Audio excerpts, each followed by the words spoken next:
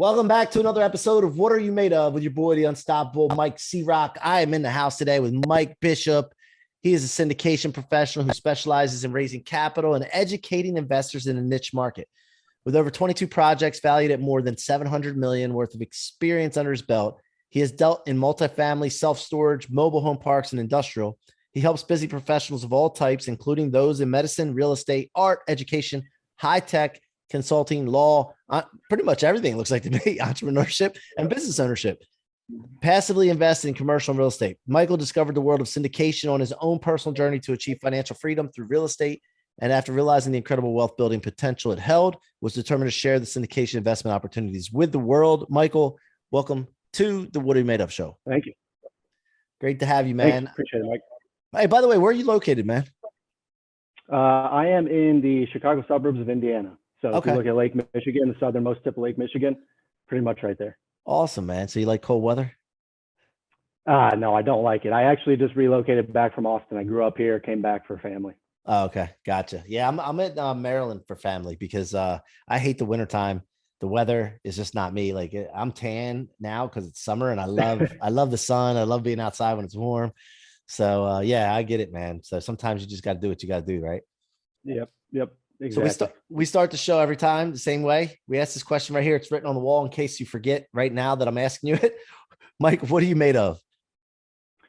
Mike, man, I'm made of hard work, persistence, determination, grit, and most importantly, my tribe, personal growth, and mindset. And now when you say all that, you said your tribe. Is that what you said? Yep. Yeah. So explain that a little deeper for us. It just means the people that are important to me, the people that I hold dear and the people that I put above everything. So my wife and my child come first, obviously, but all of my other really close family and my friends that I consider family. So the people that, shit went down, pardon my French, those are the people I'd lean on, and I hope they do the same. Awesome. Love it, man. So look, we understand that you're into investing and all that. Take us back before you got into all this and got on this journey of wanting, financial freedom. Cause I think a lot of us go through that and we don't always know what we know now early enough, as far as I'm concerned. Like I feel like I wish, there's times now I can't change anything, but I can only teach my kids and the younger kids that hang around me that what financial freedom means and financial literacy. But where did this all start? Like, take us back. Yeah, absolutely. I mean, honestly, for me, it started as far back as I can remember. I don't know what it was in me as a kid. It must have been something I was exposed to from my family and the people around me. But as far back as I can remember, I've been interested in personal finance and investing and retirement and, growing your money and wealth. But the syndication world really kicked off when I had recently graduated college. I moved to Austin. I was working in tech and, I met a coworker who was involved in the real estate space, but he did things kind of more traditional route, if you will, which is what I consider to be more traditional, single family, small multis. And, I kind of learned from him for a couple of weeks, months, like what it really took to get into that. And it started helping me realize the financial freedom and wealth building potential of real estate. So that's when I really got into and really developed a passion for real estate. And I kind of went that route myself. At first, having recently moved to Austin, I saw how awesome of a market it was. So 10 months after graduating school, I bought a house in Austin with the intention of making it a rental. But it didn't take me very long to realize that early in my career and in that hot of a market, I didn't have the capital or the wherewithal, honestly, to expand that the way that I wanted it to, or to grow it the way that I wanted to. So that's when I started looking into other avenues of real estate. And kind of talking with anybody who would talk with me, offering coffee, lunch for anybody who would meet. And I ran into my now mentor who is in the syndication space. And, as we got to talking about it and as I got to learn about it, I realized that it was just this perfect mesh of my newfound passion for real estate and my longstanding passion for personal finance and investing and wealth building. And it didn't take me long to determine, like, this is what I got to do. I got to get into this. By whatever means necessary. It was pretty shortly after that I formed my business. A couple months later, after formation of the business, I did my first deal. So that's kind of the backstory of how I got into this. Well, and before we get into more real estate, what did you do in tech? So I actually still am in tech. I do both. I kind of call it like my daylighting, if you will. Mhm. You know, my W-2 job, 9 to 5, and then I kind of hustle on the business in the morning before work, in the evenings, and on the weekends.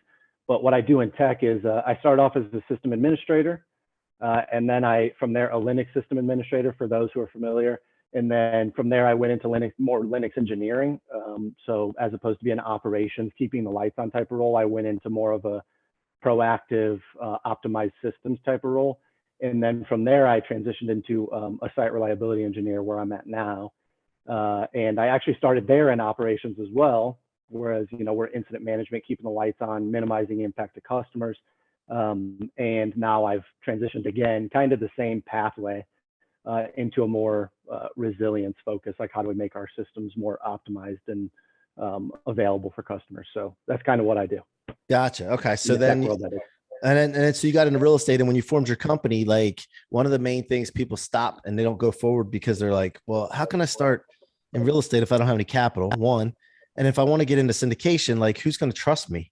Because I've never done a deal before. Like, can you take us through that thought process that you had as you were going through it? Obviously, you have mentors, but still, like, you still have to overcome that self-defeating talk, thinking. And then how did you get into someone where they trusted you to start investing with you? Yeah, 100%. So you said, like, how do I get into it without capital? That was my problem too, honestly. I just mentioned that it wasn't going to scale the way that I wanted to with the single families and small multis. So instead of saying, this is, you know, I can't do this, I don't have enough money, I don't have the capital to do it, I just determined there's other ways to do this, and I'm going to figure out what those are. And then in terms of syndication, you're absolutely right. Like, I'm a young guy. At the time, I was 25, maybe. And a lot of people in the syndication space, for those who are familiar, and for those who aren't, for that matter, are not that young. You know, they're not old by any means, but they're not. Most of them are not 25. Mm-hmm. So my problem was, where's my credibility come from? I haven't done a whole lot of real estate, and frankly, that kind of goes into like the imposter syndrome. If anybody's ever suffered from that, it's a very real and debilitating thing. Like, you know, I don't belong here, or how are people going to trust me? I don't have the experience I need.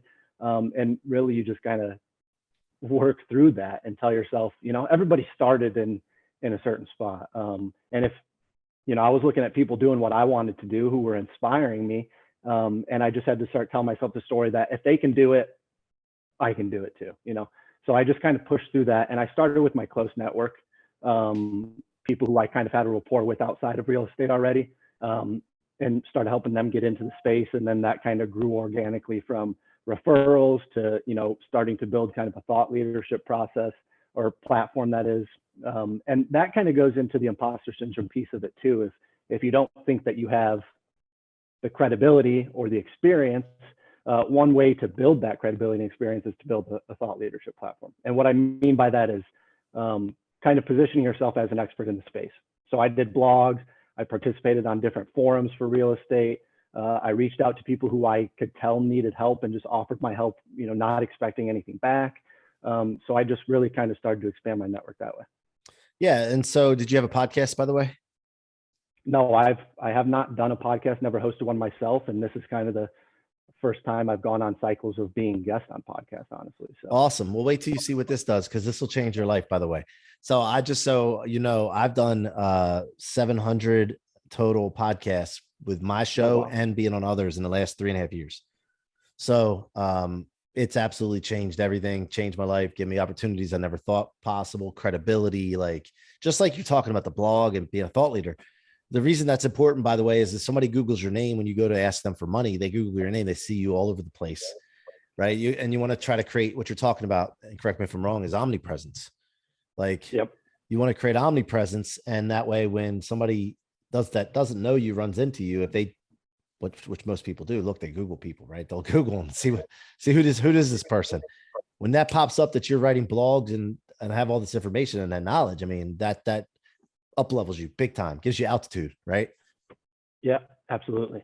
Yep, And so 100% agree. how long did it take you to start? Like, what happened first when you started your business?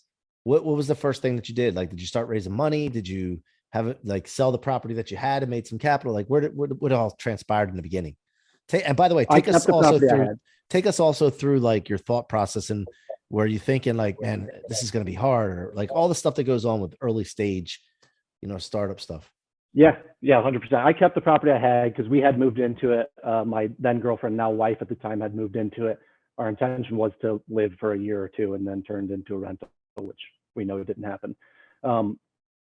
When I started the business, though, like I said, I had a pretty small network. A lot of people who do what I do, you'll see that they have a pretty large network of high income earners or high net worth individuals that they can kind of tap into to get them started on this process. I didn't have that. I come from a background of blue collar workers. No, not a ton of struggle or anything. I mean, we didn't live in poverty, but nobody was making the kind of money that was necessary for investments in this space. So my network was really small. I kind of sat down, I made a list of everybody I possibly knew who could benefit from this or how I can help them in this space. And it was not big. So I knew that I had my work cut out for me. And pretty much every step of the way, there was a voice in my head questioning me or questioning my ability to do this or my credibility, like I mentioned. And it was that was kind of the struggle to fight through that. I did a lot of work on like introspective and like mindset, personal growth, how you talk to yourself, the power of your subconscious mind, those types of things. And I think that really helped me through it because, like I said, every step of the way, I was like, do I know how to do this? Like, are people going to trust what I'm saying? Do I have the right experience to be able to help the people that in the way that I want to? So it certainly wasn't like right out of the gates, everything was all sunshine. That's not how it was at all. It was a lot of persistence and growth and constantly having to talk yourself through some of those things. And also, like, did you ever question the speed at which you were getting results? 100% all the time. Like impatience impatience and imposter syndrome again. Like I think I've improved drastically since I started in this business in the beginning of 2018. Well, technically I formatted my LLC in late 2017, first deal in 2018. And I wouldn't even recognize myself from that time if I met myself now. But that's not to say that I don't struggle with some of those things still. I don't think there's very many people in the world who don't struggle with those things a little bit here and there, even if they've done years and years and hours, hundreds of hours of inner work. Yeah. So, it still pops up from time to time, and I question the speed and the velocity at which I'm moving.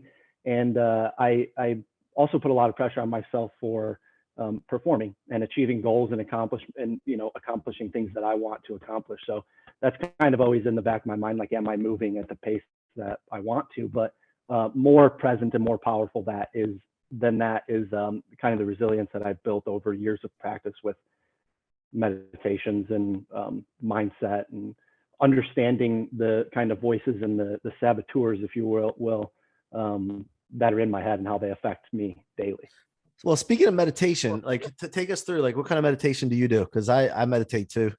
And what has worked for you, or what do you lean on? Yeah, I like to, there's a couple of things I like to do. I like to do either guided meditations, and there's a couple of people that I really like for that. Michael Sealy is one of them.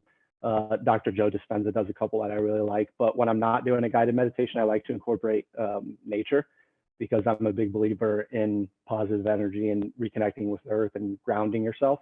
Part of the reason why I bought a bunch of land when I moved back closer to family.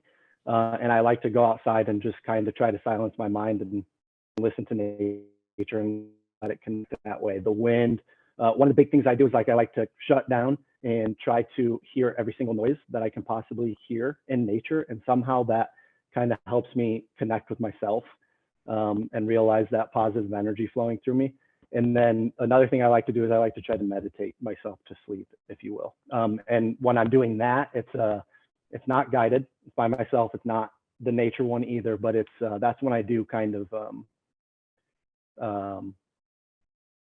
what's the word I'm looking for? Manifestation, if you will. Yeah. Kind of put my intentions out in the world and what I intend to do, how I intend to help people, what I intend to accomplish for myself and my family. So those are kind of the various ways I like to meditate. I'm not a meditation professional by any means. Right. No, and I realize that I have room to grow and room to work on, but I think that's always the case for anybody.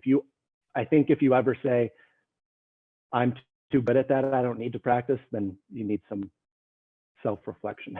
Yeah, no, 100%. I'm a really spiritual person. And when I meditate, I like to, a lot of people pray. And when they pray, they do it as more of a routine.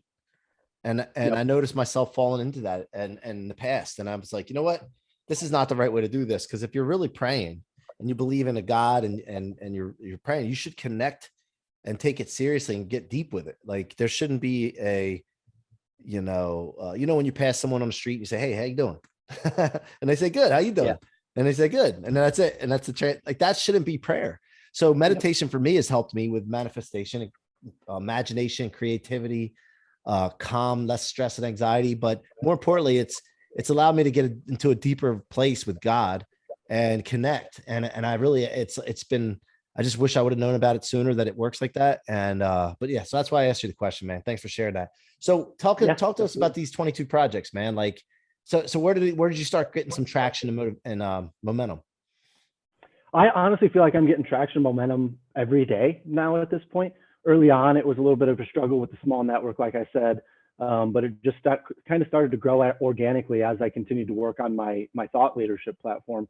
And there's ups and downs, maybe one deal is bigger, more successful than the next. Like recently, there's been kind of some turmoil in the market, some uncertainty with interest rates. So maybe interest by investors, they're a little bit scared, they're a little bit less risk averse, and they kind of want to hold on to cash. That's fine. So there's a lot of ups and downs, I think, as there are with most.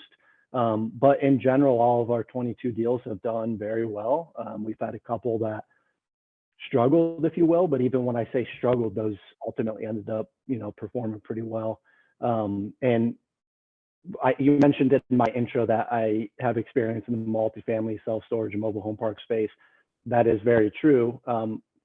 But with the caveat that we focus primarily on multifamily. There's a bunch of different reasons for that. But and we focus on big markets or tertiary markets for those big markets. So, when I say we look at Dallas, we might also be looking at Richardson, Fort Worth, some of the sub markets of that big market. So, yeah, man. I mean, it's been a ride, and I'm super thrilled to have seen, as of recently, we've been exiting a lot of deals and performing pretty well for investors, even through something like COVID, where there was a lot of uncertainty in the market and people were very nervous on their investments, and we came through. Yeah. So what was your first deal that you got? And like, what things that go through my mind is like when you're first starting out too, like I'm competing with people like, Grant Cardone, Blackstone, like all these different high end syndications. Like, why would they give me the deal? Like, what was your first deal, and did you have to compete with anyone big? Yeah. So the way that my business actually works, just to clarify for the folks listening in, and for you, I help on so I'm not the operator. Grant Cardone and his company would be considered the operator. What I mean by that is they actually go out, they acquire the asset, they secure the loan, they perform, every single piece of due diligence. They operate. They might have a property management group, or they partner with a property management group to sustain daily operations of the property. They do all of that stuff. What I do is I partner with those folks. So we have about 11 partners at this point. And I help them raise capital, and I help them with some of the due diligence, and I help them with investor relations. So by doing that, I not only bring capital to the table and help them close on these deals, but we also take off the investor relations piece from the table for these operators. And that's not to say they don't have that on their own, because they are out there raising their own money, their own network. But when you look at a deal on the scale of some of these deals that we're doing, worth tens of millions of dollars, that might be several hundred investors in these deals to make them happen. So you can see how it pretty quickly might become overwhelming, or take these operators away from their daily responsibilities of making this a performing asset. Right. So it helps us, it helps them, and it helps investors, because now you have one point of contact. You have somebody who's dedicated to you and not worried about operations, managing their property team, managing their construction management team, managing the loan, all these different avenues. I get to be your point of contact, and I'm right there for you. And Gotcha. I'm directly plugged into the operator. And how's the when business? you say that Oh, go ahead. I'm sorry. go ahead. No. Go ahead. I'll ask you when I'm done. Yeah, no, I was just going to say, so when you say, did I have to compete? Me directly, not necessarily competing with those like Grant Cardones or their big institutional money or things, but our operators sure are. And what's important to keep in mind there is that our operators stick to their underwriting model and their criteria, and not flex just to win a deal because somebody's outbidding them, you know, especially in a really hot market like commercial real estate has been for the last couple of years. And you see folks overpaying just to win a deal. And when we decide to partner with operators, we really want them to be strict in their criteria, stick to their guns, and we'd rather them pass on 100 deals and win the next one than win every The deal wrong just one. for the sake of, Yeah. you know, quantity. And how's the business model work? Like the way you're structured doing that? Like, how do you make money? Yeah, we make money with the general partner. So like as an investor, say you came to invest with me, and Mike, I want to invest $50,000 in this Dallas apartment complex. No fees up front to me. You're not paying like a management fee, or there is a management fee baked into the model, but nothing coming out of the investor pocket. It's just that money, and then you can get your cash flow and you can get your equity on the back end. And we participate with the general partner, so we make a little bit of money up front, and then just kind of for our time and our network, which is a small portion of it, and then we make money on the back end if the deal performs. So like most of our compensation is directly tied to the performance of the deal, so alignment with investors. Gotcha. So going forward, like what is your focus? Is like continue on with this thought leadership and then building your community, right? And building your network. Is that's the keys to the castle for you, right? Bigger network. That's the focus for me. Yeah, man. I just want to help as many people as I can in this space, because I could talk all day about how I think it's unfair that these are pretty limited to folks. Like you have to have a certain income level, you have to have a certain net worth level. Kind of exploring some avenues to maybe make this asset class more accessible to folks who don't meet that criteria. That's a conversation for another time. I haven't quite vetted all that stuff yet, but my primary goal is just to get this in front of people and help them realize that there's other things to do other than just the stock market, or a super active version of real estate where you have to buy small multi and single families and manage them yourself, or short-term rentals where, in my opinion, the fees are just getting astronomical because all of these various companies and management platforms are starting to realize, like, they've been realizing that, hey, this is a kind of a huge market. We can kind of do what we want. And that's also not all that passive.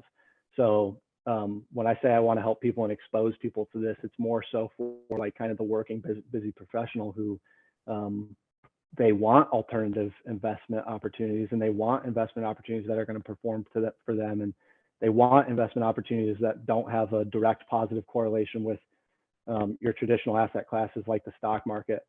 And they want all this without having to actually manage it themselves. A lot of the people that I work with already work 40, 50, 60, 70 hours a week, and they don't have time for this stuff.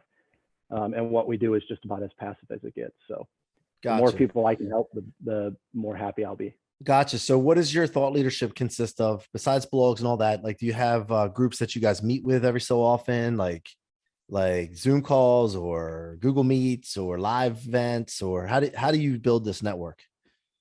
Yeah. I mean, right now for me, if I'm being honest, past year or two, I haven't really done as much as I know I can do. I have a 2-year-old boy, so I've kind of been focused on that. But what I have done is I've done blogs, I've participated in forums, and I'm on the phone with investors a lot.